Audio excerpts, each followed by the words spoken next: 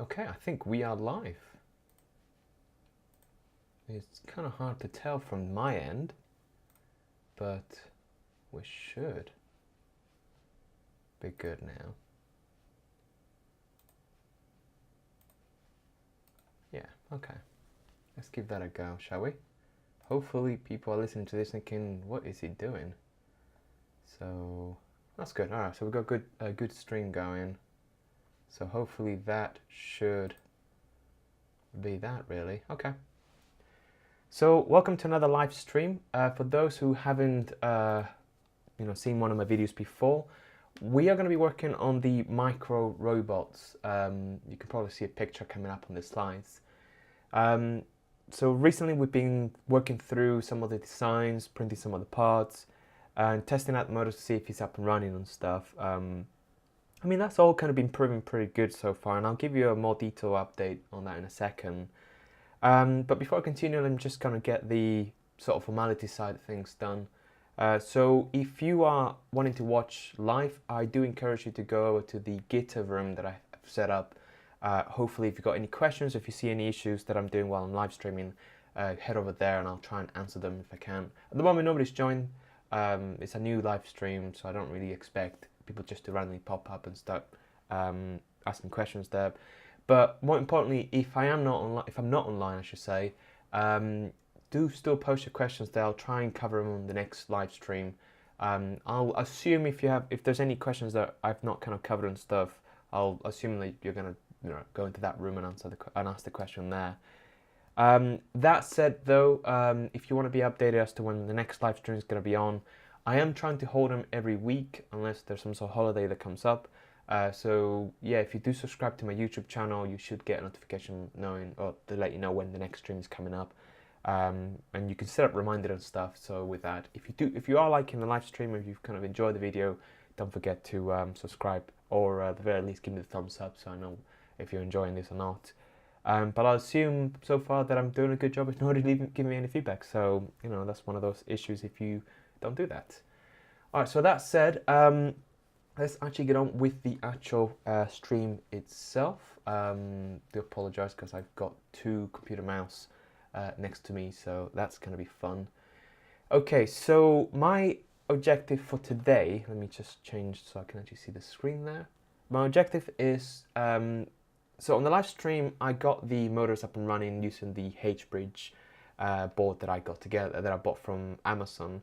And I'm not too sure yet whether I'm actually going to end up using something like that, or like maybe one of the chips that are built into this, or just go and maybe build a board from scratch and to kind of do any further test. I mean, ultimately, I will make a final board that encompasses all the hardware we need to get the robot up and running. But development-wise, it's kind of nice just to have little boards like this ready just to do stuff. I don't really want to be spending too much time playing with the electronics when I just want to get the mechanical side finished and test, at least get it to a point where it's consistent and reliable. Because there are a few things that I'm not certain yet whether this is going to be an issue or not. You see, I've been trying to get the robot as small as I can. The name of the project is Micro Robot, nothing to do with the whole microbit board or anything like that. This is an ongoing project I've been doing for years. And I wanted to design a small, cheap, low-cost board that you can just 3D print, get a few of the bits here and there, and just get on and start testing some of the fundamentals for robotics. And what I mean by that is that, yeah, you can get the robot to kind of follow lines with stuff like that, some of the basic stuff. But really, what I want people to use this platform for is to test some of the higher level features, some of the higher level concepts such as swarm robots, or even if you want to get into image processing, that side of things as well. So basically I'm saying something more advanced, because we can all get motors and drive them with H-bridges and get the robots to do basic things, but can we try and get more people into sort of things like neurologic or even fuzzy logic, which is something I've not really covered on my channel or any of my online posts and stuff. So it'd be kind of nice to cover stuff like that to get people more interested on things. So yeah, I know that the motor's up and running. We've got that working on the live stream, so I'm not really wanting to test that today. What I want to do is get a board well, like this one, get like the BBC micro board like this one here, running the H-bridge so that we can do a few more tests on the motors themselves. You see, what I've been able to do so far is hook up the pins on this on a breadboard and power it up to my power supply, 3 volts, and got it running, that's fine. But what I wasn't able to do, which was a little bit more tricky, is test to see how slow can we get the motor to go. And in order to do that, we need to actually apply PWM onto the H-bridge. And the reason I want to do that test is for a couple of things. One is, how slow can we get the motors? How out of sync are they going to be between the two? I suspect for the sort of stuff that I'm going to be doing, I'm not going to care too much about the motors not being quite perfectly in sync. Not in sync. So usually with something like this, when you get a motor, you aren't going to guarantee that both motors will rotate at the same speed. To be honest, I bought cheap motors, so I really don't expect that to happen. It was a question asked on my last video, and it kind of got me thinking that really I need to do more tests on the motors to kind of see how bad the damage is going to be. Hopefully you can all hear what I'm saying. Yeah, okay, the audio's still working. So today I want to try and get a micro connected to this, put a PWM onto the motor, see what kind of variation, no, that's not the right term, see how well we can control the motors, what the lowest speed we can go to before it stalls. I'm hoping that we can go quite slow, because I want to have more fine control of the robot as opposed to a speed robot, because as I mentioned in previous streams, I'm not too worried about the robot going too fast across the room. I want it to be able to make more precise movements, because I want to do things like get the robot to do things like line itself up to an object, be able to pick it up or move it. And if you can't really control the motion of the robot that precisely, I suspect that we'll end up wasting a lot of time where the robot's sort of trying to compensate, and there might be some overshoots or undershoot, that kind of thing. So let's see how slow we can get the motors to go. Is it too slow? If it is going to be too slow, then do we need to consider getting a new motor or not? So let's see that. Let's see if we can program a board, get PWMs on the motors, vary the speed, see how slow we can get it. Yeah, I mean, to be honest, I could use my function generator to do this. So we may not even need a macro robot. I'm just sort of thinking. I want to apologize. I do have a call. I kind of put off doing the stream yesterday because of it, but you know, if I keep doing that, I may not do a stream this week. And considering that the holidays are around the corner, may not end up doing any more stream after this. So it's either this or not. So anyway, all right. So let's get the H-bridge running on a PWM.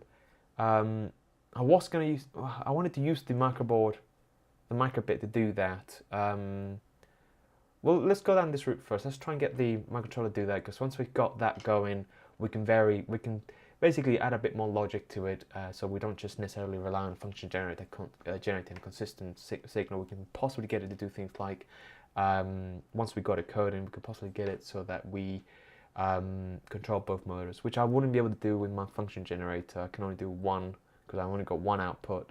I'm looking that direction because that's where my well, all my test gear is really. Yeah, let's do that, because it'd be nice to try and get both motors running. Yeah, we'll do that. Okay. All right, so the other thing I want to do is set up the project for, let's get the screen up and running. The other thing I want to do is I also want to set up the firmware code, not firmware code, the project, the workspace for the microbit. And I kind of want to discuss a couple of options we have with programming the microbit, because you don't necessarily have to do what I'm going to be doing. So there are other options we can do that. Yeah, so we'll do that now, actually, yeah.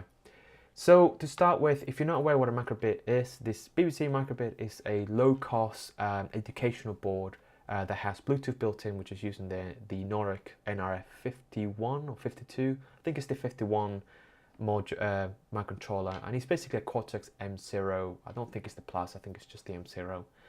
And it's got a few little sensors in there, like a accelerometer, a magnetometer, which I can never pronounce correctly due to my accent and all that. And the nice thing about it is it's already got a programmer built into this. So even though the NRF chip, the main microcontroller on this, can be programmed by the Bluetooth,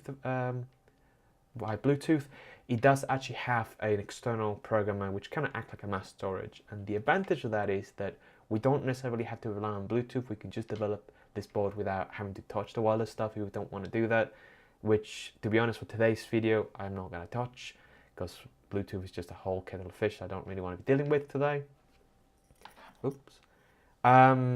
So yeah, it's a really nice little board. It's got an array of LEDs, so we can play around with that. But for me, I just want to get this up and running with the PWM on one of the outputs. And I've got some cable clips here, which I will be using in today's video. If you've not seen these before, it's little micro hooks attached to the end. You can open up. See, you can just about see that. You'll be able to see it better once I flip over to the other camera. So I'm going to be using a couple of this because they're kind of nice that it's got a little it's made for for screws to kind of hook it up straight into another board, but it's kind of nice I'd be able to just sort of connect that through, clip it on, and then yeah, I can just quickly test it out. And I got a few outputs on this. I got 3 outputs, so I should be able to use 2 of them to control the motor. It's got 3 volts, but I am not going to power the motors directly from this, because from what I remember looking at this board, the 3-volt regulator is actually generated by the NRF chip, I think. I need to double check that. And that doesn't really pack much oomph, and if we've got 2 motors, that's kind of, yeah, it's going to limit it out very quickly, so we won't be doing that. We'll use my power supply, which is already powered up. We'll use that to provide the 3.3 volts we need for the board, and we'll use the microcontroller to generate the PWM. Now, programming wise, there's a couple of things. There's quite a few options we can use. The first option, I mean, if I go back to my, yeah, that's up and running. So the first option, we can go and actually use the BBC microbit itself. The online IDE compiler, I don't think you need my face for this, I'll just disable the webcam. There we go. The microbit actually has an online editor and compiler. Got quite a few nice features. If you're new to programming, yeah, discard that please. If you're new to programming, you can use block diagrams to generate your code, which are pretty good. I mean, it's not, it's pretty intuitive if I can get that in there. Okay. If you can even get that there. Sure you can. Anyway, you can see that I barely used this before. But if you're sort of coming from a web development background, then it also supports JavaScript as well, which is the one I tend to go for because I'm more capable of programming JavaScript than blocks. Why didn't that click in? Am I doing that wrong? Let's have a look.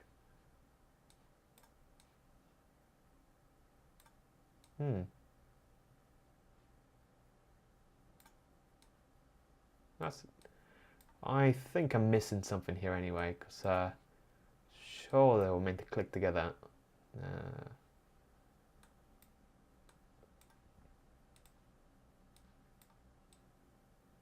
Anyway, you can tell that I've not used this block diagram before. So this is one way to do it. To be honest, if you're new to programming, this is probably the best way to get started, because there's very little effort in setting up the workspace for your project. I won't be using this, nor will I be using the JavaScript for a couple of reasons. One of them is I want my code, when I release the firmware for this, I wanted to set it up so that people can actually get into the code and develop it. So I'm not looking to create a simple tool that anybody getting started in programming can get into robotics. I'm looking to generate a more flexible development environment. But because this already exists, I don't want to, I don't want to throw away this option. I want people to be able to have this option if they want to write programming. If they're new to coding, then they got this option. But for what I'm thinking of doing, I'm more leaning towards using C or C++ to program the robot. To do that, we'll have to use the alternative compiler. So, with regards to programming in C, you've got the option of using something like an embed. The BBC Micro board here, which I need to bring back the webcam, does support embed. It's embed compatible, so the developers for this have already gone ahead and exported or ported over the code on this so that it works on the embed. But to be quite honest, it's an ARM core, so I don't think it was like a massive jump to do anyway. And the nice thing about using the embed compiler, again, it's an online compiler, and you can just go ahead, create a project and start writing in C, compile it, and just drag it straight into your microbit. Because one of the things that you can do, which is kind of hard for me to show you on my computer because I've got 2 screens, is that once you connect the BBC Micro to your computer, basically opens up a mass storage. It's just like a memory card or memory device. You can just dump your firmware in there and it automatically programs. If you used any of the Mbed devices before, you're probably quite familiar with this. It's kind of become like a standardized way of programming some of these boards, so that you don't have to invest on programmers to do what's already built into the boards. So it's kind of nice. Yeah, I was thinking of doing it down this route, but the issue I had with this, which is quite similar to the same issue I was having with microbit, is that it's all online, and I want all the code to be kept in one place, ideally in a revision, at least in a revision controlled storage like Git. And so, yeah, using the online compilers at least kind of limits that. You can, with the microbit, you can download the project, the firmware I mean, you can share your project so other people can use it, but it's not the same thing as the way you want it. If you're, because the idea behind this project is to basically collaborate with other people and be in a physical room with other people. And someone might take this project and want to be able to do some more advanced stuff. And if I limit it down to a cloud-based system, then that may not necessarily reach to everybody.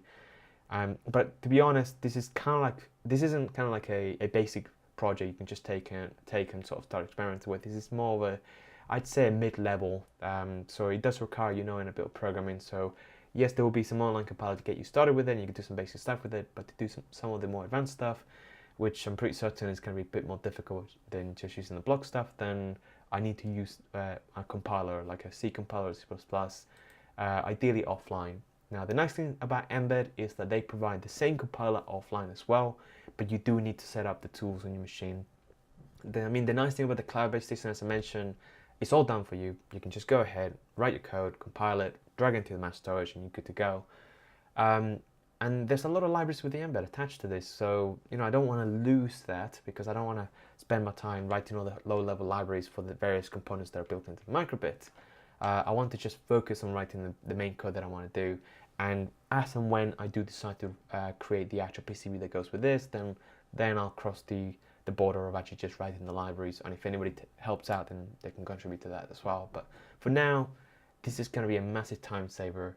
Now, I'm not necessarily saying that you need to go and use the compiler, the online compiler for Mbed. I do actually have a separate thing I want to do, which is kind of what I'm leading to, and that is using the Mbed compiler offline. And there's a few ways you can do that. And if I go and search for that, CLI, there are some instructions you can follow. Let's have a look. I think it's this one here.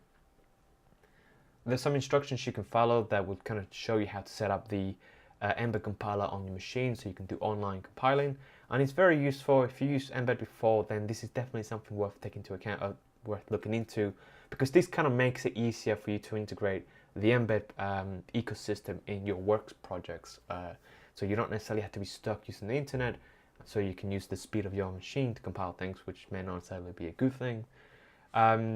But there's some instructions here in the document. I will link this up on the description below, so you can go ahead and have a look at that. In fact, I'll leave it.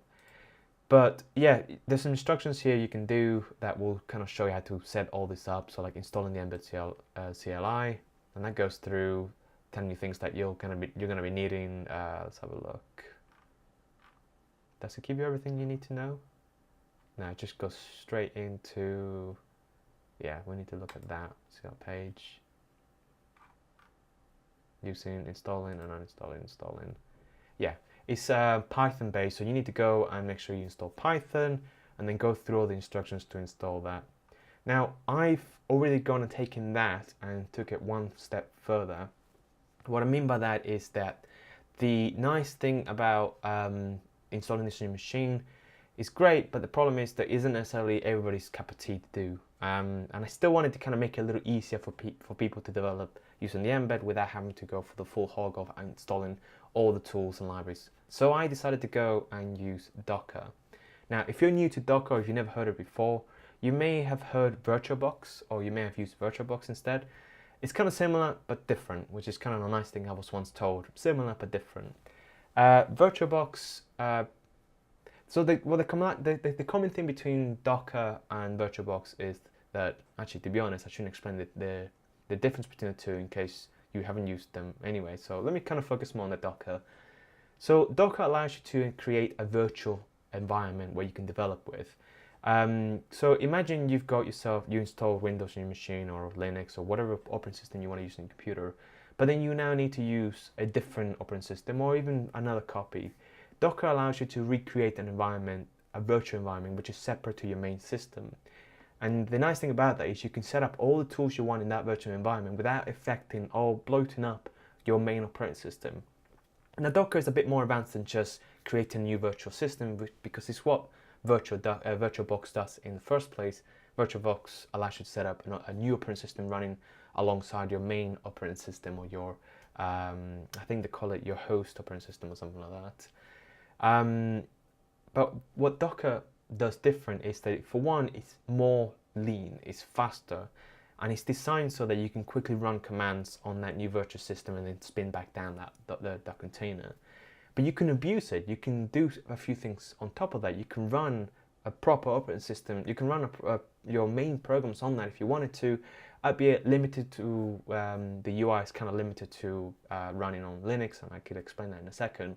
But the nice thing about that is I can create a file describing what the operating system needs to have in it to run that virtual Docker environment. I can install all these embed tools and tool chains and libraries and Python and all that stuff into this Docker image, and then I can just run all my commands. I can run all the embed compiler instructions on that separately, so that I don't have to worry too much about having an operating system, having my operating system having all the correct tools and libraries installed, which tends to be an issue. Like a lot of this stuff, when you come to install an IDE on your machine, there tends to be some slight differences between people's computers. So two people may have slight changes or slight configuration of the computers, which might mean that running a particular compiler with a particular configuration may not necessarily work on your machine better than others. So I've been explaining way too much all this stuff, and to do it fair, I would suggest you look into Docker or read more about it from their main website.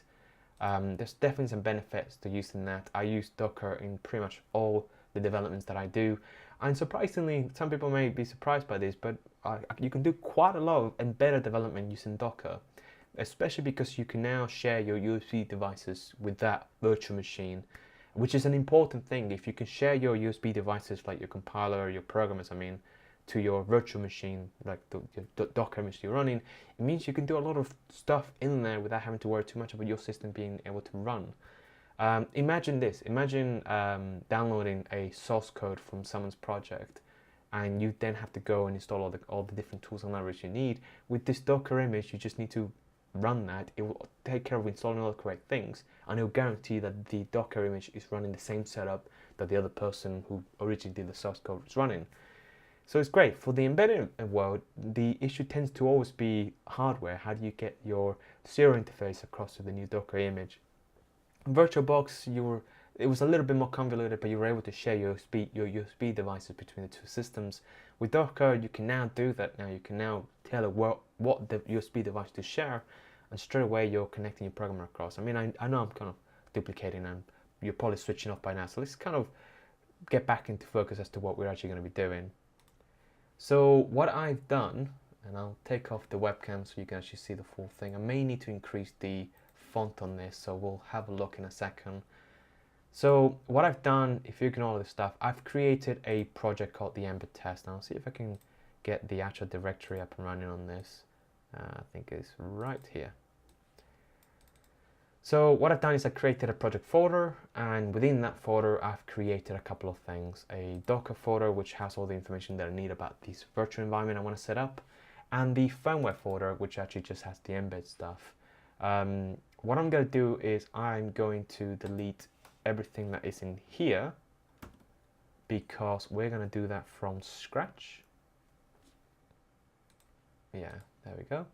And I'll just quickly explain more about the Docker stuff. So the Docker, there's a couple of tools you can download. There's Docker and this Docker Compose. Docker is just basically a program that looks for a Docker file to basically explain what kind of image or what kind of environment you want to set up. And in here, I'm not going to go into every single one here because there's a lot to cover. But basically what I've done is I said I want you to create me a Ubuntu trusty image, and basically that means that my virtual machine that's going to be created is going to be based on Ubuntu. So it's going to run all the usual tools and configurations that Ubuntu has in there. And then what I'm going to start doing is I'm going to start creating and installing the various tools that I need. For example, I want to make sure that I have Eclipse and the good new ARM compiler that I'm going to be using on my project.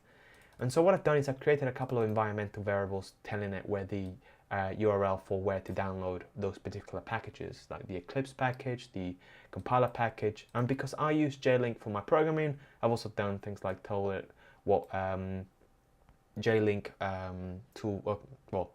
program to download and set up.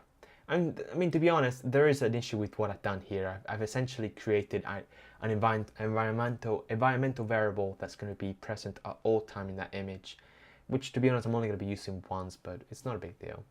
And then if you're familiar with Ubuntu, this is how you, if you're familiar with apt-get install or update, this is sort of the standard. I mean, the bit that I'm highlighting here, let's kind of get this font up a bit more. I just realized it's not high enough. There we go. So if you're familiar, if you ignore the run command, this bit here is essentially telling Ubuntu, once it's been created, to update, then also update the distro, and then make sure you install curl, wget, and some of the other stuff that we're going to be needing. And so it's going to go ahead and run that. And then this whole run command is basically Docker's keyword for executing this code in your virtualized machine. And you only really need to do this once to create the image. Once you've created the image, you can just run and use the image. But I'll get into that in a second. The whole point of the Docker file, I should emphasize, is just purely to essentially create a new virtual image, essentially your operating system, and then run all the installations that you need for that image to have. And you only really need to do this once. If you've just downloaded this, if you downloaded this Docker file off me or from somebody else, once you run that once, that's it. Unless they make a change, recreate it then. But it's kind of nice. So then I go through and I install all the various things that I need to get the embed project up and running. If I go back to, I think it's here. So there's all these various things that I need to have working on my virtual image in order to get embed to work. And there's things like, I mean, we'll get to that in a second, but there is, let's have a look. It should have a section as to what we're going to be needing in the Linux system. That's it. I'm starting to think that they might not have the information here, but if I quickly check it out. I mean, I've already gone through this already, so it's just trying to remember. Okay, here we go. So it's saying that you're going to need Python, Git, and I can't pronounce that, but it's just the alternative to Git. And then you're also going to need to install, if you're running Debian, you're also going to need those libraries installed there. And we can do that by, if you ignore the sudo command, we've done that here. I've added the libraries that it's going to need.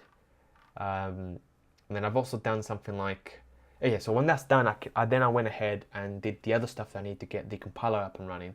Because the thing is with the embed is just a tool used to execute various commands. It's like running make in Ubuntu or executing a program in Windows.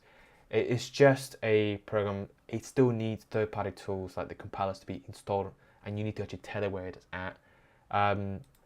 So you still need to, essentially what I'm saying, you still need to set up your compiler and your development environment as you needed.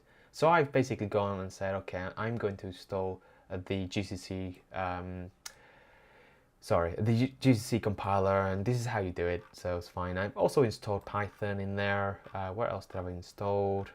And then once I've done with that, then I can actually get started with installing the things that I need for embed, or to actually install embed, because by this point Python's already installed in its libraries. So if I go back up here and we'll go back to, let's have a look, understanding, creating and importing. I think it might be a few steps further down. So we've installed the libraries we need. Okay, so here we go. So then to actually install embed terminal program, or the actual, I don't really want to say that word because I can't pronounce it. We run the pip install for Python. I do apologize, I'm not that familiar with Python. I've done a few things here and there just to get what I need out of the way. I'm more of a JavaScript programmer than a Python programmer, but you know, everybody has a preference anyway. So yeah, I just basically copy and pasted all the various instructions. I made sure to remember to take into account that I'm actually installing this on a virtual system where it doesn't have things like sudo and stuff like that. So you can see here where usually if you're say running Ubuntu, you would have usually run sudo apt-get because you're trying to invoke the root, the admin's, or the root user to install this sort of stuff. But because the virtual machine doesn't have that, you have to actually create everything from scratch. It's kind of nice. I don't really need to do that. So again, I went ahead and installed the embed, followed the instructions that the website was going through, did all of that. And then this is what sets the embed stuff separate to what I'm doing with my Docker. I'm not only installing embed, but I'm also installing some of the other tools that I want to use. For example, I'm installing Eclipse. Unfortunately, so there's a couple of things. With Docker, you don't necessarily, it's not really designed for you to be running a UI-based program on Docker. So if you've got something like Chrome or Firefox and you want to run that in a separate system on Docker, it's kind of hard to do that on all machines. If you're running Linux, say because my laptop is running Ubuntu, and if I spin up an Ubuntu image, I can actually give that Docker image access to my graphical interface, to my UI stuff, the X11. So it means that I can run UI-based applications on the Docker and still display it on my machine. But I can't really do that on Windows because the way graphics are shared is not yet supported. I am hoping in the future they do support that, but at the moment it doesn't, which is a bit annoying because it means some of the stuff that I'm installing here is only really applicable if the user is using like a Mac or a Linux system. But it's not an issue. There's still stuff you can do with Eclipse without actually having to use the UI, and I could explain this some other time if people wanted to know. But yeah, I've done that, and then I've went ahead and downloaded the compiler directly from GCC. Now, I just realized I'm installing the compiler twice. I'm doing it up here as the first go. I don't think I need that anymore. I should remove this install because I don't need that anymore. I'm not actually using that GCC compiler. I am using the one that I'm downloading directly from the website itself.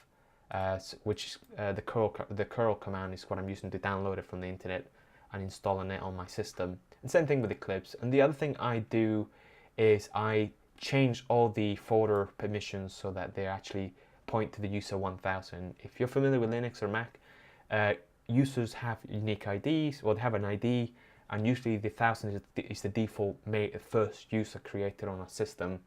And if you're using the virtual machines to kind of execute stuff, it's a pain when the file permission between the two aren't the same, especially if the file permission has been set to root. So at this point, I'm forcing it to use 1000. I should really create a new user called 1000 and then call that, but I'm just being lazy at this point because the virtual machine doesn't really care if you rename things to whatever ID you want. And then what did I do? I installed Java, which is needed by Eclipse. And to be quite honest, like I said, if you're not planning to use Eclipse on this, then technically this could all have been removed and just left the compiler, but anyway. I then also created, because Eclipse, the way it works is using the GNU, it's used to call the GNU ARM Eclipse plugin, but it's been renamed because they now support more, not just ARM compilers. So I think it's like GNU Micro Eclipse, I forget. Because I'm installing that, I need to also create a folder called package. I mean, there's a whole bunch of things here that really we don't really need to do, but I'm just sort of doing. And then here, I'm actually downloading the J-Link Sega program that I need to actually use my program if I want to use that in the future.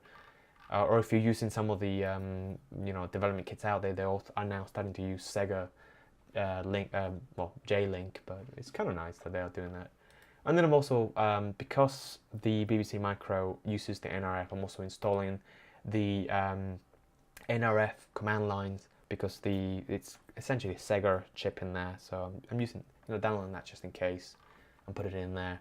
And then I'm also going ahead and installing the GNU plugin that I need, which is the terminal one.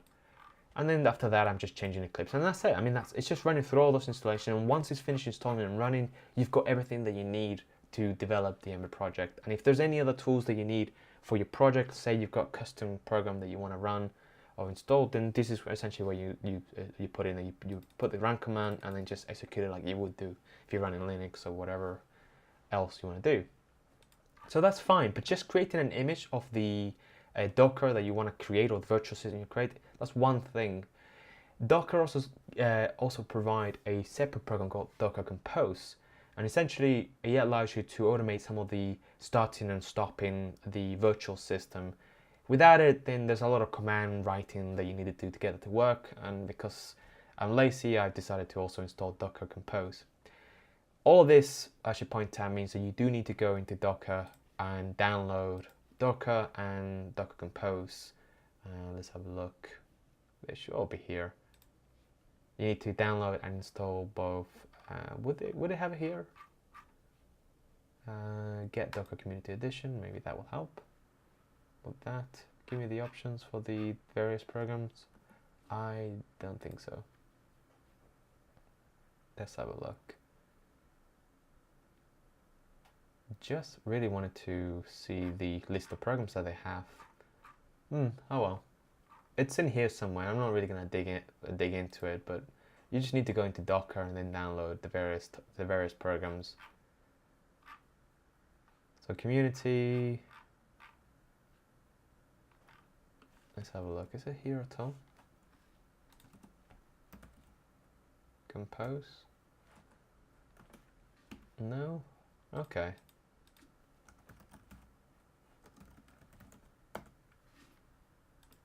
That's weird. That's okay, fine. Alright, yeah. I think I may have to start putting all the links for these as well when I finish this video stream anyway, so we'll see. So all of that's that. So with Docker Compose, you also go ahead and create another file, which with the extension JML, which is standard. I'm not even going to go into it. It's just all this stuff have their own extensions, and anyway. So I then created a service, and I said, okay, I want you to create me a new virtual system. I'm going to call it embed docker, and I want to use user 1000, and I'm going to call that container embed docker, and trust me, this makes it easier when you're trying to access certain stuff. And basically, I then told it where the Docker file is located, which is in the same directory as Docker Compose. So build me that image based on this file here.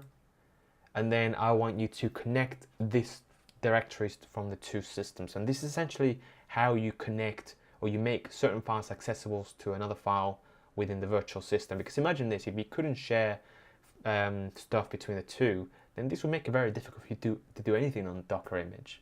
Yeah, you can download stuff from the internet, but that's a pain, especially when you might have all the files in your computer itself. So the way it works is that on the left hand side it's your local machine directory you want to share, and the right hand side is where you want that to be shared to, or where you want to place that. So the first one we're going to need is the firmware folder, which is this one here. That's where I'm going to be running the embed stuff. And the second one on the right hand side here is going to be where I want that in the system. And because I'm lazy, I'm pretty much sticking that in the main root directory of the Ubuntu system. If I wanted to keep things clean, I should really put that somewhere which makes more sense, like for example in the home directory of the user. But because I've not really created it, I'm just not that fussed. Now this is the line that you need to add if you want to share your graphics with the virtual machine. Essentially it's sharing your X11 between the two. Without it, then yeah, it may not work. There's another thing you need to do, but I'll show you in a second. And the other couple of things I put in there is just to make things easier. I've created a temp folder in here for package, because when we start using Eclipse, if we do end up using Eclipse, we need to install some packages, and if the virtual system is turned off, or shut down, I mean, or stopped, it loses that information and you have to re-download it, and it's a pain. So anything that you want to make sure is persistent between starting and stopping your virtual system, you need to make sure it's shared, or at least you create somewhere where you're storing it that isn't going to disappear. And so this is what I've gone and done. I said, all right, in the home directory, the embed. Okay, so I have created a home directory. I'm not sure why I'm not doing the same thing here, really. may leave it for now. Anyway, so in the home directory embed, I've created a folder called package, and I've also created a folder workspace. The workspace is because Eclipse uses the workspace location, or it uses workspace to store all the different information about your project. Again, if you don't do that, then it just disappears. You know, little configurations or settings in between. So, and the other thing is a tool folder, and that is basically any program you want to execute in there. Essentially, it's what I tend to stick shell commands in there for me to make things easier, like programming the embed and exporting. But I'll explain that some other time because it's not that important today anyway. And then the final one is I tell it where the working directory I'm going to be at, and in this case it's the firmware. I'm actually going to just change that because I'm not particularly happy that they're not using the same. Yeah. There we go. Before I forget. And it just basically means whenever you log into that machine, it takes you straight to that folder. So it just makes things a little easier, really. Okay, so. And the last one is environmental variables. You need to tell it, once you've got the X11 configured, you need to tell it which one you're going to have. It's going to be a number, usually 0. And the final thing is privilege. This is essentially me sharing all hardware with the virtual machine. Ideally, that should be turned off, and you should individually add each thing you want to share with it. Things like if I want to have this particular USB device, like my programmer, you need to be doing that. But this is meant to be nice and quick, so privilege to true it is, but it's not recommended if you because the thing is, if you do that, you're essentially making it easier for the virtual machine to screw things up on your main machine. So just be careful there. All right, so that's it really. So that's all that goes through, and the final thing is I've got some various commands that are already written here. It just makes it easy. I'm not really going to go into that, but essentially, rather than me calling each of the individual Docker commands like Docker compose, so on and so on, I'm actually just I've written that just to make it, essentially it's a macro that makes it easier for me to execute things. And I'm aware that because this is a shell command, not a Windows one, there need to be a 1 for each one, but at least I figured if I display the commands in there, if you wanted to use this on Windows, you can look through and find out which command I'm calling for. But anyway, so that is that. So we've done that, and so one of the first things we want to do is if we go into the embed, and I'm not really sure how easy this is going to be really. Where's the instructions? So we've done that. Now, even though it does support various projects, if we go and on the web one, I'm just going to show you what it's like on the embed compiler. Go into the online compiler, and then we go for the BBC Micro. Oops, let's try that again. And then we go and use I think it's this one that uses the actual BBC Micro code. We'll see. And then we run that. I mean, that's going to import the project. And essentially what I'm trying to say is that what this online tool is doing is what we need to do now on the embed image. And before we do all of that, I think it's probably best that we get that image up and running. If we go sudo, if you're using Docker on a Linux machine, and I think it's the same for Mac, you do need to run the command as root. Because the virtual machine is going to be accessing a lot of hardware a lot of hardware features that are only accessible to root, then you do need to run that as root. So, and I just realized you can't see what I'm typing, so I'm just opening a terminal here. There we go. Should be able to see that from there. Don't know if I need to increase the font on this, but we'll see. We can stop that.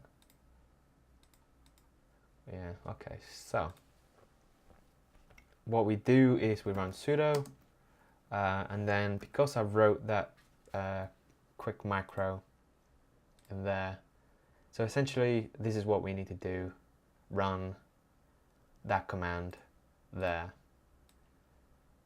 So I think the easiest thing to do would be to show you how to run that command on our own before we start running the script. And the way we do that is we go sudo docker compose use file in Docker, docker compose, run the command. Now rm we need because we need to, the problem is Docker allows you to run multiple instances of that operating system, and that's great because for the same, say you configure yourself an operating system that has various features, like say you're doing some web development, you need a web server up and running, and you also need a database up and running. You can run multiple containers at the same time, and if the same container has the same image data, you can run them multiple times. It basically allows you to run as many as you want until obviously you run out of system resources. The --rm means that once this container is finished doing its job, remove it from our resources, because what Docker likes to do, it likes to leave that image active in the background, ready for you to run again to make it a little bit quicker. And that's great, but that will consume resources if you're not careful, and I think it makes things easier just to remove it and start it again. And for the stuff that we do, I really don't mind just spending a little bit extra just executing that command and removing it, just to keep things nice and clear. We then need to tell it which service to run. If we go back to our composer, docker-composer, I name my service embed-docker, so we need to do that. Tell it which one to use. I think it's Docker, did I say that? Docker, yeah. And then if we go back to here, you can see that we can just run whatever command in that operating system. So what we can do, if you used Linux before, we can just say run the ls command, just display what's in the directory. And nothing's happening, and why is that? Let's try that again, but this time let's try LA. Okay, right, so you can see that there's a user called embed in there, but there's nothing in there. There might be a reason for that. There might be that this hasn't been created correctly. So home embed firmware, are we in the correct? Oh, all right, yeah, you know what, I'm being silly. There's actually nothing in here, in this firmware folder. Let's just create a file.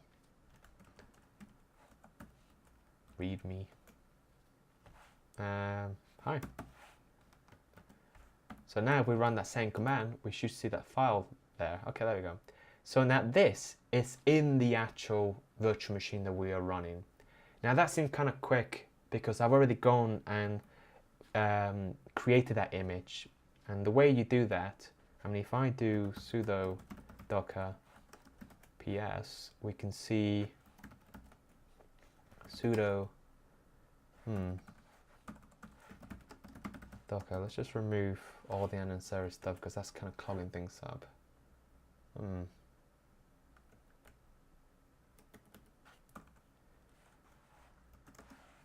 No, that's not doing it. Okay, ignore that. Oh, to be honest, I'm removing the container, so it's not really there running anyway.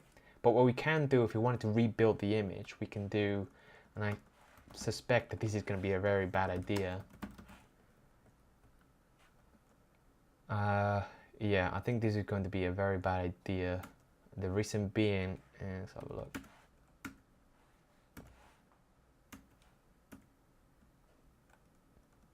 Let's have a look. Build. Would that build it again? Yeah. Because the thing is, okay, yeah, it's done it. This will do. Right, good.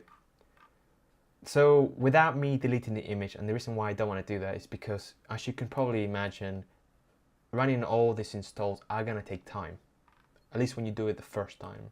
And what Docker does, it likes to cache all those executions so you don't have to rerun them. So I can make changes to some of these lines, and it will only rerun that command if it's changed.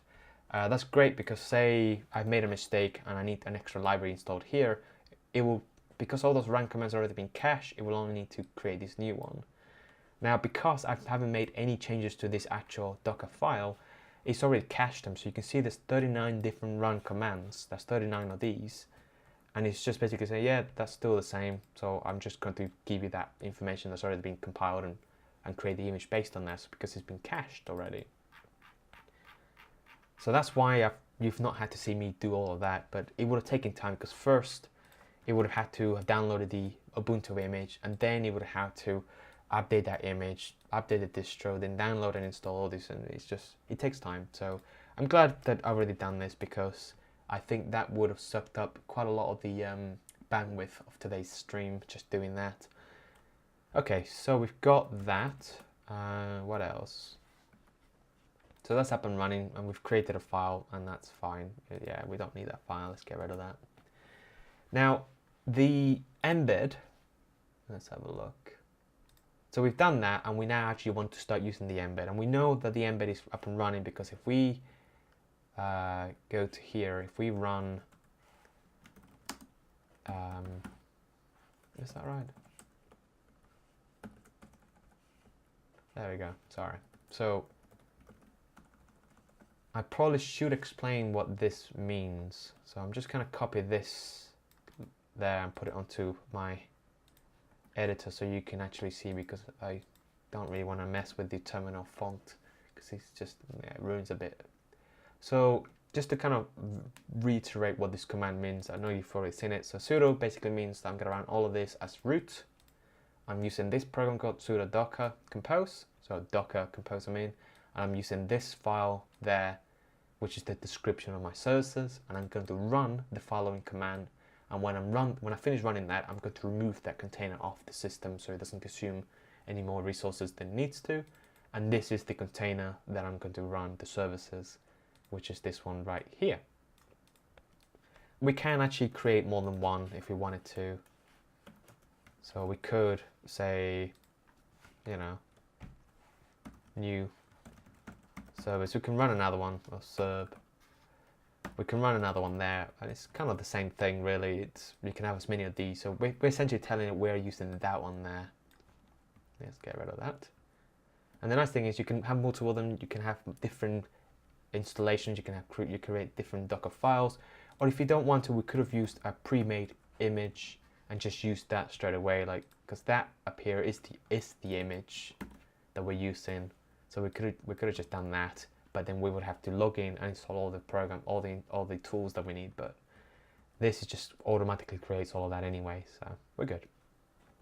All right, so now we've got the terminal up and running. We now need to go through and actually create a project, a embed project. Now, one issue we're going to run to, and I'm not going to solve that in this video just yet.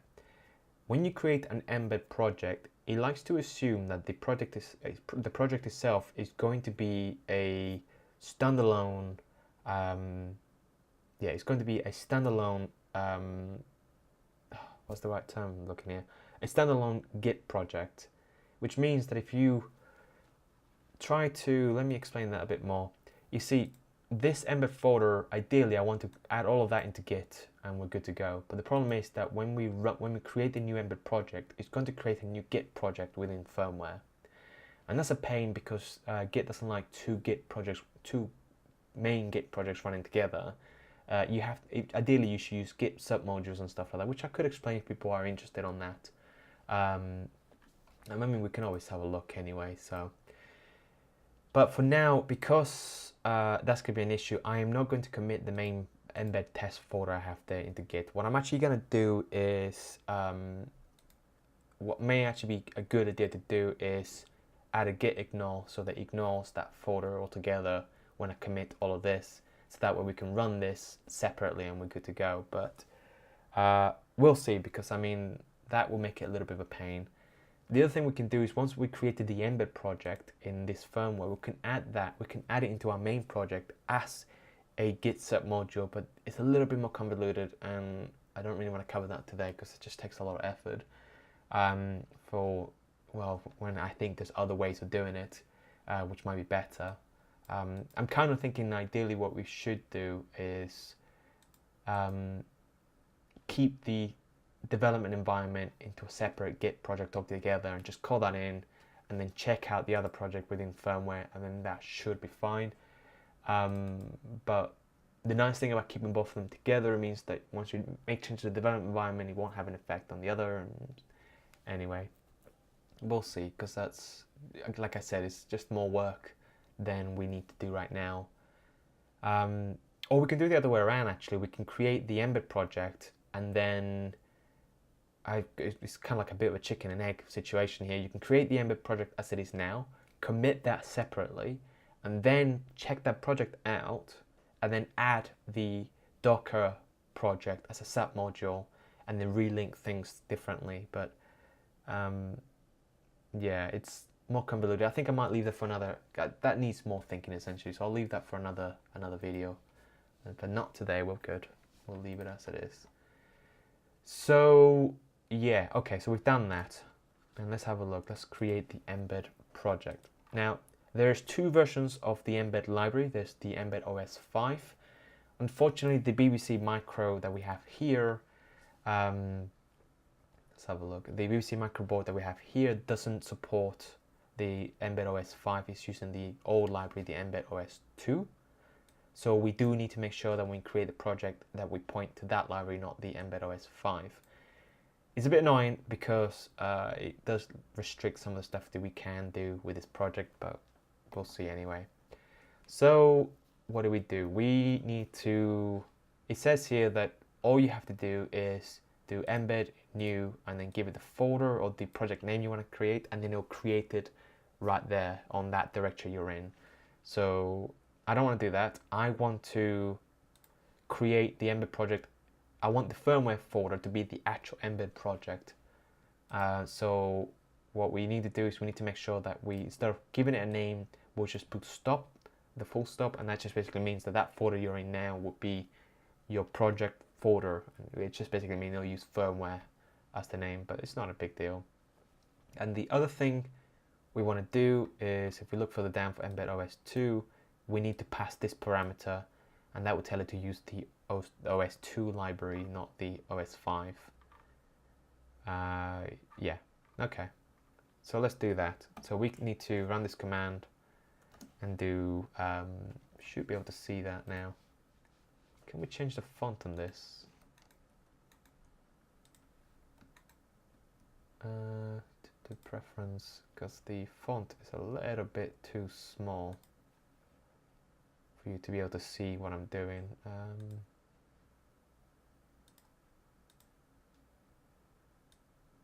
Let's try 22. Is that a bit much? Yeah, but you should be able to see that now. Okay, that's fine. Wow. Okay, so embed docker, then we need to run the embed program. New, we'll use that firmware folder, and then we'll use the old library, so embed lib.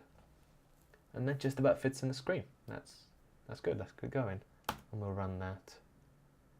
So it's now creating the program in the firmware folder, adding the library, the embed OS, updating the reference to that. Could not find build tools in your program, downloading it, and it's done it. Okay, so it has already installed the embed library. So if we go into the firmware, there we go, everything's in there now. So can we see that in the main? So yeah, you've got now embed, the git, the .temp, and everything else. And ideally we need to create a folder src, and I'll explain a second how it works, but yeah, we'll do it there. We should see it there. There we go. And then we can just create a new file, main.c, because we're using the GNU compiler, which will likely be set as C, so we'll do that. And if we go back to the embed directory, you can see here all that we need. I was thinking we should use the microbit library, but I'm going to shy away from that for now. Oh, actually, no, let's do it anyway. Okay, let's copy that example code and just paste it here. Oops, no, that's not what I want. Did I not copy that?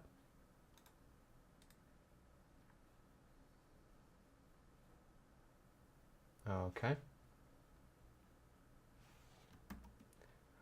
Right, that was weird. Okay, so that's done. But that's not it. We need to also include the microbit library into the project. So how do we do that?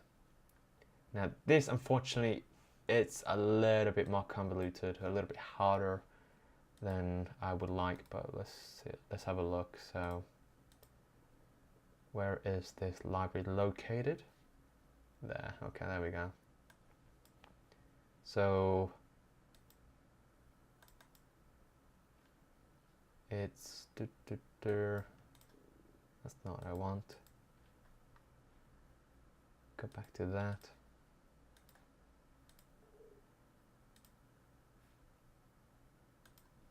And would that take us to the correct library? Yes, yeah, it did. Okay, so what we need to do in order to import it, click on that, and that's what we need to do. Okay, right. So that's going to give us a command,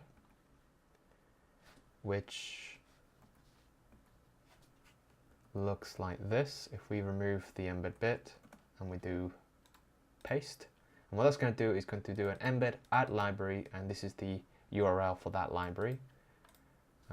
If we now run that, it should download it. I'm hoping it doesn't take too long, really. And that's the reference to the library.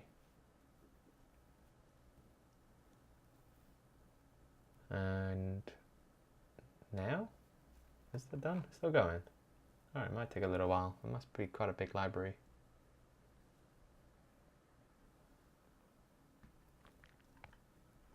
It's still going, okay.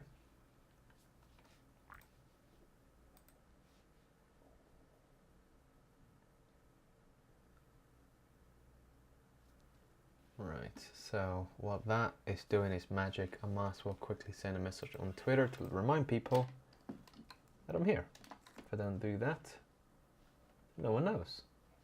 Oh, will they?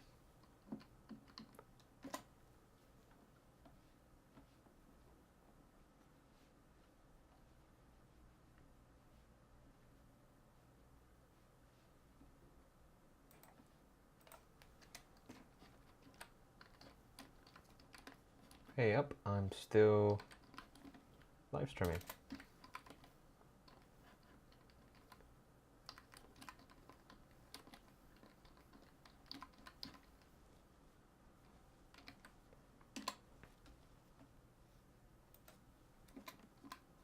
Alright, so it looks like that's finished updating the library, so let me just quickly post this and then we should be good to go. Still trying to figure out how to get the shared link so it makes it a little easier than what it is now, but it's not an issue. Alright.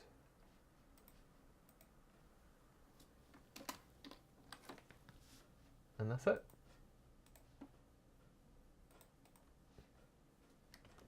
Alright. Alright, so where were we? So we downloaded that library. I think that was the easiest thing to do, because the next bit is going to be a bit harder, because there's some stuff that I need to kind of do to make it work, but we'll have a look anyway. Did we actually download that same version? Can we check that? No. Hang on. Lancaster's NRF. Yeah, we have. That is the same version that we need. Okay, good. I was just a bit worried that it might not have done that correctly, but we'll see. Alright, so we've done that. But that was the easy bit. The harder bit now is actually adding all the various things we need to get it to compile. And I'm hoping we can. Let's have a look. So the command, so importing existing project, we don't need that. Importing from Git, we don't need that. Add or removing libraries, which we just did. We added the library we need. There are other libraries we can use in the embed ecosystem if we wanted to. We don't need the Docker stuff, do we? Let's have a look. We don't need it, but I just figured it might be better for you guys to know. So if you have an account with embed, I mean, you don't really need an account to access the information. It's kind of nice if you do. So the library, there we go. Alright, so it's more information I need. Cookbook, let's go with that one. So all the other libraries that are available that are either been made by somebody from the community or or by the developers of the embed, you can just basically go through, click on the ones you want and just download it. So like if you want to use the LCD display, I think that was just the example that they have here, wasn't a text LCD. You can just go into here and then go, okay, let's import library. Oh, that's not what I wanted. There we go. So import, and we're using the CLI, so it's the command interface, not the online one. If you were logged in, like I just did, which I think it just automatically imported it for me, which, you know, yay. It just keeps you the link, but essentially what we want is just the URL, which, to be honest, is that there. So we could have just added that. But yeah, there's various stuff. It should make things easier. It's kind of like Arduino with, you know, full of sugar, really. Not full of sugar, but all hyped up. Not hyped up. Beefed up. There we go. I always get them wrong. But there's lots of other libraries that you can use that will make things a lot easier with various different things. And this is kind of why I wanted to use it anyway. I wanted to either to stick to using either the online compiler or the embed or even an Arduino system, because there's stuff that are there for me I can just start using. And until I'm ready to actually develop my own board, I don't really want to be reinventing the wheels with some of the libraries. So anyway, so yeah, you can just click on that, as I said, and then yeah, just import. Oh, that's kind of nice little intro there. So the library, there we go. Yeah, just that, or if you're not too sure, but the command is there. Okay, but we don't really need that. So the real tough job, and that is to actually get this code compiling. And to do that, we need a few things. First, we need to, I mean, if we try to compile the code now, and because I want to make things a little easier for us, I'm just going to take that. Yeah, and this is what that command is all about anyway, but we'll just get rid of that because I must as well just redo it from scratch. And then we just do new, and let's just call it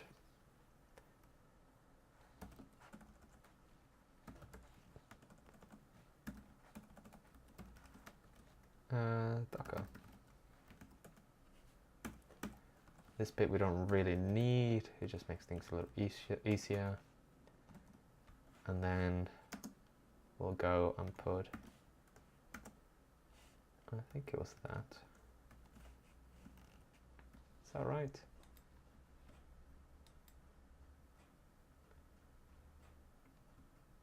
I may need to check that because I just deleted it and I can't remember off the top of my head, but it's fine, we're good. Let's give that a go. So first thing we need to do, let's just check it's got execution. It doesn't. Let's do change mod plus X because we want to allow this to be executed, and that would do. And then we still need to run the sudo command, but now we can do that. Let's have a look. Is that working?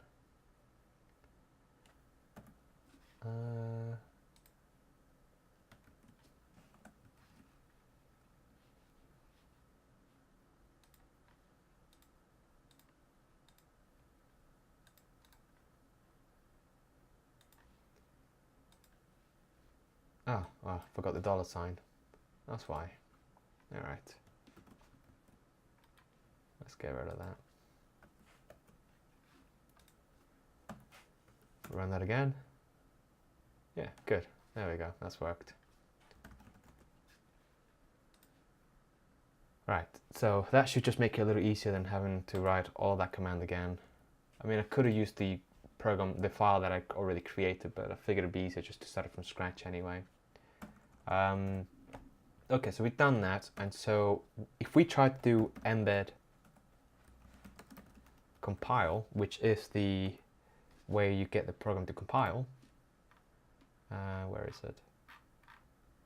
If you try to run embed compile, we need to tell it a few things. We need to tell it what device are we compiling to and what compiler are we going to be using.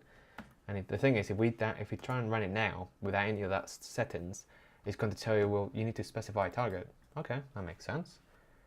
But what if you don't know what the target is? Let's have a look. If we do target, so yeah, there's no default one. Okay, fair enough. Help. What options do we have? We can check out what target support it has. Why is that an issue?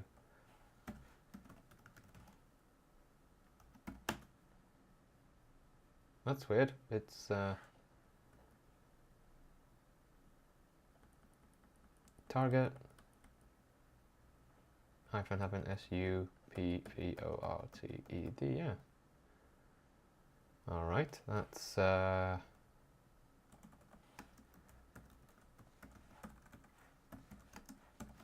do the same thing with compile then. So this is all the ports that it supports, but that can't be right. Where's the VC micro?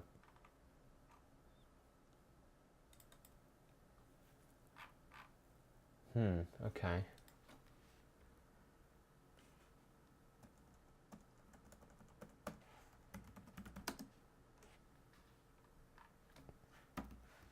Let's try that.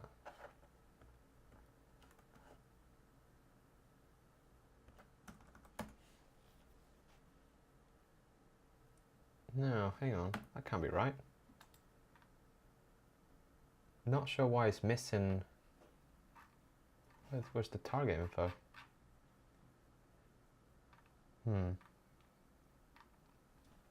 Alright, let's do the easy one. Let's do the compiler. The compiler should be easy to configure. The compiler is located, and I'll just display where the location of it is. In the virtual system, the compiler is located in here, so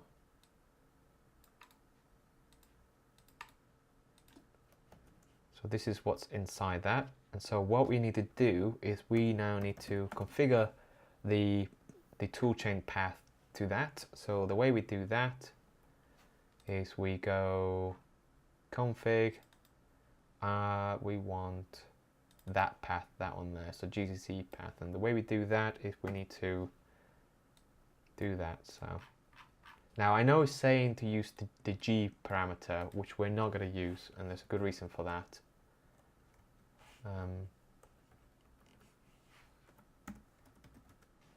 So we need to copy that. We need that one.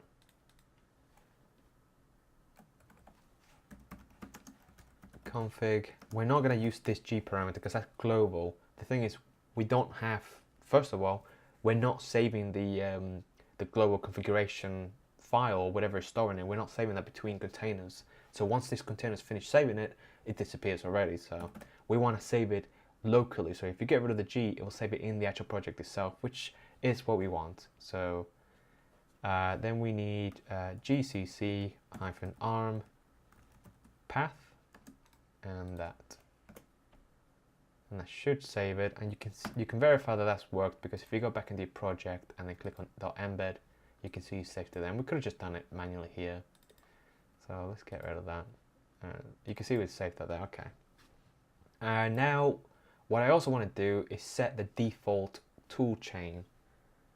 How do we do that? So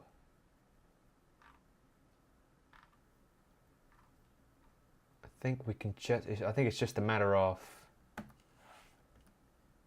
if we go and do embed tool chain.s, would that tell us what's supported? No. Yeah, I don't know why that's an issue. I keep trying to run the command and yeah. So we want that one. So the default toolchain, we want that one there. So we want to set the toolchain to GCC arm. That should, and has that saved into the configuration, which it has. Okay, good. So now if we try to run the compiler, it should fail because the target is incorrect. Yeah, and what it's done is also printed out all the target file, all the targets that it supports. And it's a bit annoying because I can see from here that they do support the microbit right there. So we know that's the target we want. I mean, there's a few variations which I'm not too sure what they're for, but that's the one we want. And the thing is, if we go into embed target capital S, is that right?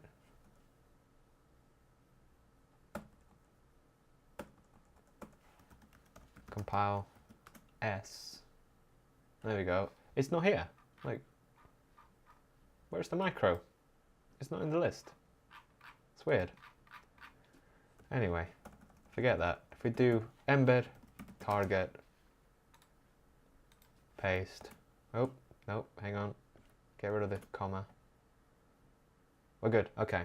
So if we do now embed compile, I think that's all that we need to do, because we've told it what toolchain, where the toolchain path is and the target we want to use. And now any issues we have now should be dependent, it should be specific to the project itself, which we have. Okay, so we have an error. Bad instructions, bad instructions, bad instructions. That, okay, so that's an issue.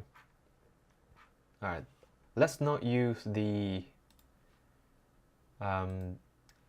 micro library. Let's just stick to embed for now and just see how that goes, because the microbit hello world here, continue please. If we do say new project, microbit, and we go for the, which needs custom blinky, okay.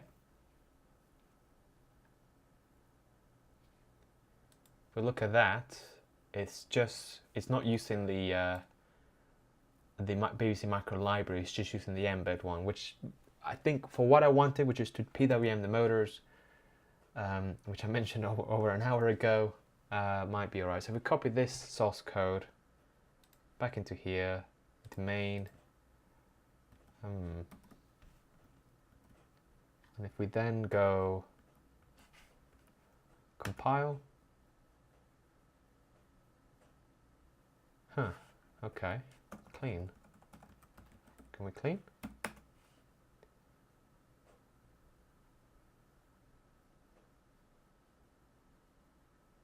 Okay.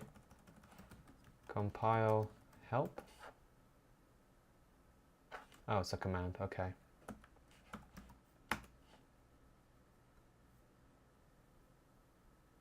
Does it still got the errors? It does, doesn't it? Okay, why is this an issue? Is it the name of the file? Should it be main.cpp? I then do that again. Yeah, still got an issue with that. Let's have a look at the instructions. Maybe there's a bit more info on that. Okay, so compiling your program, compiling static libraries, automatic toolchain, exporting for desktop, testing. You see, if I go back to here and try export this, the blinky, say, how do we export this? That was a while ago.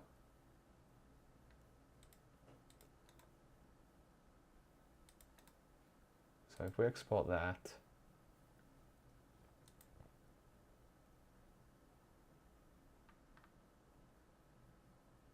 yeah, it's right there. So they do support exporting.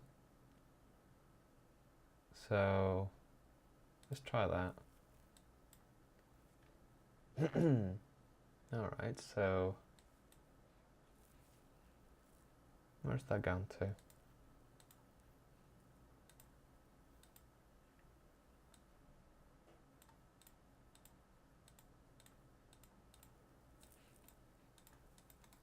Alright, so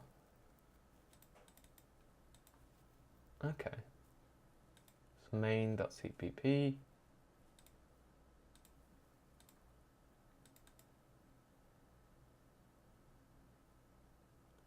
Got a few things in there, isn't it? Do we even have any of that stuff?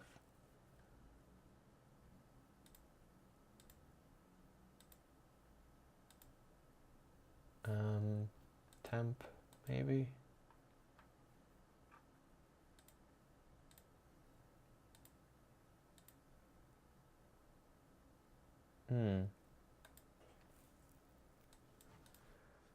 Let's bring this back to the original example and let's have a quick look. If we don't know, we can just Google the issue, really.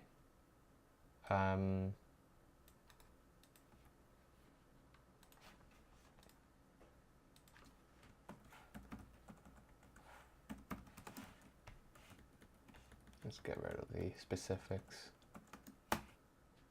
Okay, so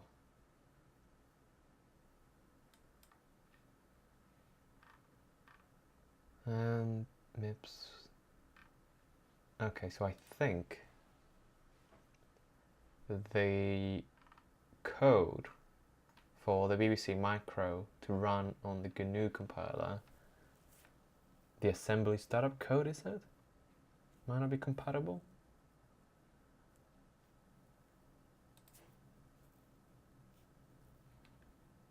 Alright, let's have a look at one more thing. So let's try GNU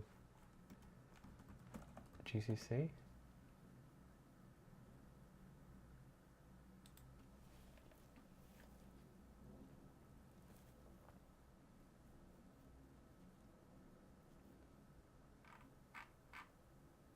Don't know the board, so can't provide.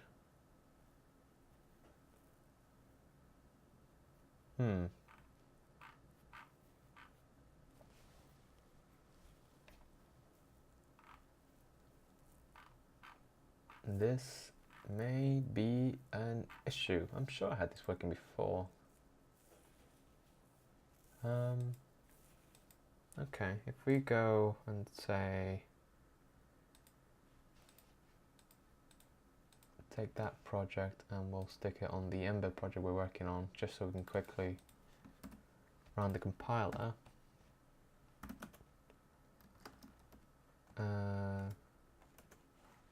We should just run make. Enter failed. Why? Why is that failed?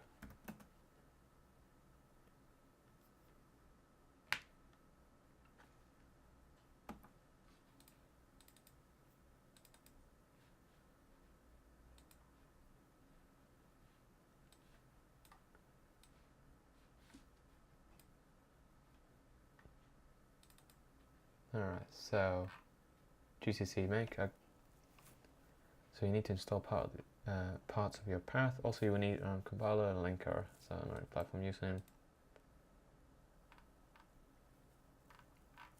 Alright, so this hasn't really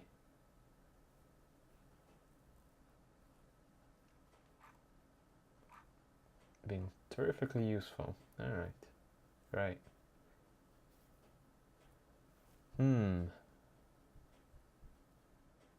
So which bit is it failing on now? Oh right, so it's failing on that library. Okay. So let's get rid of the library then.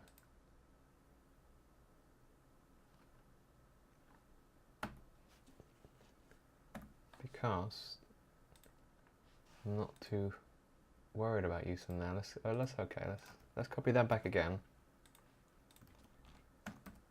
Like so. And then let's do the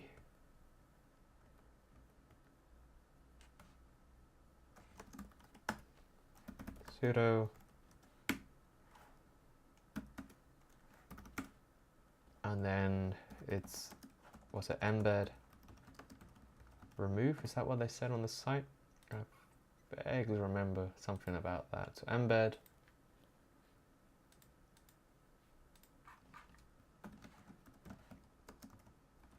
remove. Okay, and we just need to give it the name of the library, which is what again? Just microbit, is it? Okay, and if we do another embed compile and clean, would that fix the issue? Embed the h not such file or directory.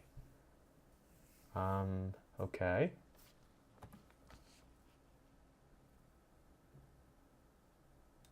Have we not installed the embed library? I thought we did.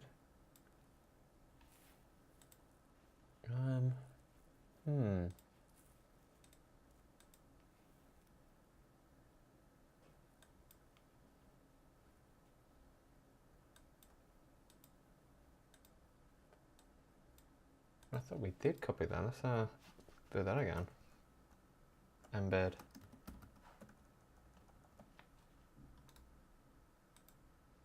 Let's try that. I'm sure we'd already done it. Ah, you see, so we've already got the embed library, so why is that not working? Hang on. So once you create a project, did we miss an instruction? So before you begin, you need to understand embed.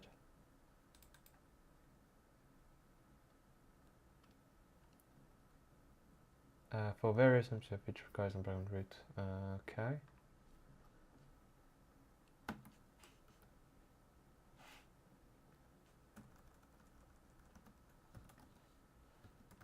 Embed update. Okay, so do we not already have the library?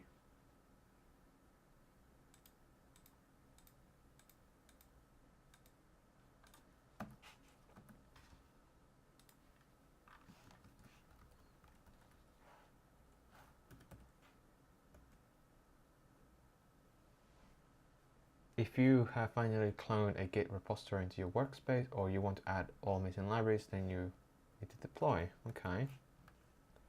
Thought we needed a deploy, but shouldn't have already checked out the downloading library. Hang on. Why is that not being downloaded?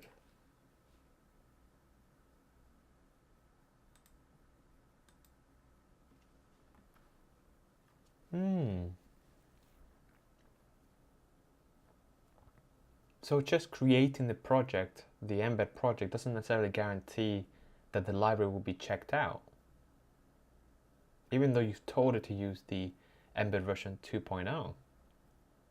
Okay. So let's go back to the beginning where it says create a new project. Does it tell you to do the deploy?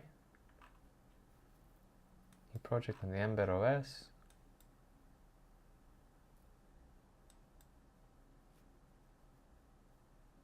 Use embed import to clone an existing project. Okay. Add the libraries, compile the code after importing. No, it doesn't say that, does it? So what exactly is it doing then?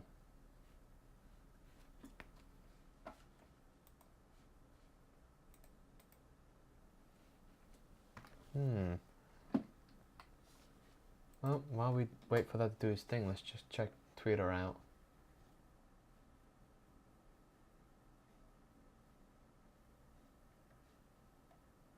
Okay. No, okay, so that's still downloading. It's going to take a minute. Might take a minute, surely. Okay. I can see it doing something on that folder, but taking a little longer than I wanted to, really. Okay. Fine. So alright, so while that's doing its thing, I guess the thing we could do is maybe move on to something else altogether. But to be honest, this stream, it's already on almost an hour and a half, so I may just need to call it quits for the day, because after all, I do need to get something to eat. But yeah, okay, fine. That's a shame. I was hoping to get this sorted today, but it may not necessarily be the case. Not an issue. But you know what it's like anyway. Not everything works out to plan. Let me just put this over here. There we go. Alright, so really all I want to do is, let's do these downloads. So what I'm going to do once this is all up and running, possibly in the next live stream, which may be next year, I'm afraid. We have a look at the example code. What I want to do is take advantage of the embed PWM library to generate the signals I need for the motors. Now I want to set it up so that it kind of cycles through from the highest, full-on motor down to the slowest that it can go before it stalls. And I want to test that by actually getting the robot to make the movements itself. So actually getting it to move around the desk while I'm applying the various forces onto it to see. Because the thing is, yeah, if there's no load and it's spinning away, That's great, but then once you put load in it, it may actually stall. So we need to check that out. Might be worth. No, I think ideally I want to put some more consistent weight on it, but I'm not going to be able to know that until I've actually got a working PCB really. So anyway, we can do some various tests. At least see what the slowest speed it can go, how precise we can get the motion anyway. There you go, documentation. Reference. Right, so the libraries we're gonna need, and to be honest, this has changed significantly since I think it's drivers I need to be looking for. Yeah, there we go. So what I'm gonna be needing, if you've used Mbed before, you probably find this all familiar, but the PWM output, and then because this isn't a servo, we don't really want to be replicating what a servo timing is like. So ideally I want the PWM to be working at a relatively high frequency so that it's not too noisy when we're working through the range of the PWM. But I mean, this is probably what we're going to end up doing. I may just kind of copy that on and use that straight away, but yeah, for some reason it's still stuck on downloading, so I don't know why it's taking quite a while. I've had this before and I just need to start and cancel and restart downloading. But anyway, to be honest, I'm gonna end the live stream now. I think we've done pretty good progress. I think next time I get back on this, we'll get the microbit up and running with Mbed. Maybe figure out why the libraries aren't compiling correctly on the GNU GCC. What I suspect that it's something to do with the assembly, but code. I mean, that's the error message sort of pointed out, but. Anyway, this is taking forever, and I think this might have had issues actually downloading this, so I'm going to leave it as that. So that is it from me. As usual, if you want to see more of these videos, please do subscribe to my YouTube channel. I'm going to try and take a lot of these videos and kind of do more of a summary version, so that it's not everyone having to kind of watch through it all to get up to speed with the video. But yes, subscribe on YouTube if you want to get more of these videos. Hit the like button if you actually do like the video. If you don't, well, just hit the button anyway, so I know that if you don't like the video, my feelings are there, so just let you know. If you want to get an update as to when my next videos are up, or if you just want to start sending messages, do head over to Twitter. My username is OpticalWorm. I do have a Twitter account for this channel, which is #defineelec. But yeah, the optical one is the one that I will be posting most of the stuff anyway. So, and if you've got any questions about the videos or the stuff I've been doing, do head over to the to Gitter. That's where the Gitter room. The link is down below. If you've got any questions for the next video, put it there. I will probably keep people up to date as to when the next video is going to come up or not, because I'm not too sure if I got time between now and New Year to do another stream. But we'll see anyway. But this has been fun. So see you later. Bye.